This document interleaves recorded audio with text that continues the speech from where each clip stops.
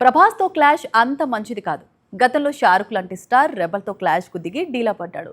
అలాంటిది ప్రభాస్ ఒకప్పటి co star, ప్రస్తుతం బాలీవుడ్లో స్టార్ హీరోయిన్ ప్రభాస్ సినిమాతో సై అనటం పాన్ ఇండియా వైడ్ గా హాట్ టాపిక్ గా మారింది. డిసెంబర్ 3న ప్రభాస్ నటిస్తున్న కొత్త చిత్రం విడుదలకు ముస్తాబవుతోంది. ఈ సినిమాను అనుకున్న సమయానికి పూర్తి చేసేందుకు చేతిలో ఉన్న స్పిరిట్, మరో క్రేజీ ప్రాజెక్ట్ కల్కి సీక్వెల్ ను పక్కన పెట్టాడు రెబల్.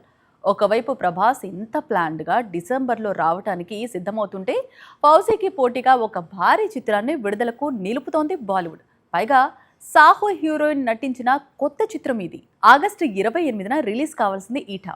మహారాష్ట్రకు చెందిన ప్రముఖ జానపద కళాకారిణి విఠాబాయి జీవిత ఆధారంగా శ్రద్ధా కపూర్ ప్రధాన పాత్రలో నటించిన చిత్రం ఇది. కానీ ఇప్పుడు ఆగస్టు 28న విడుదల కావటం లేదని, డిసెంబర్ 4న రిలీజ్ చేయబోతున్నామని ప్రకటించింది చిత్ర యూనిట్. సాహోలో ప్రభాస్, శ్రద్ధా కపూర్ కలిసి నటించిన సంగతి తెలిసిందే. ఇప్పుడు వీరిద్దరూ చెరోవైపు నిలిచి బాక్సాఫీస్ క్లాష్కు దిగటం హాట్ టాపిక్గా మారింది. ఫౌజీకి పోటీగా ఈటా అనేది ఇప్పుడు పాన్ ఇండియాను షేక్ చేస్తోంది.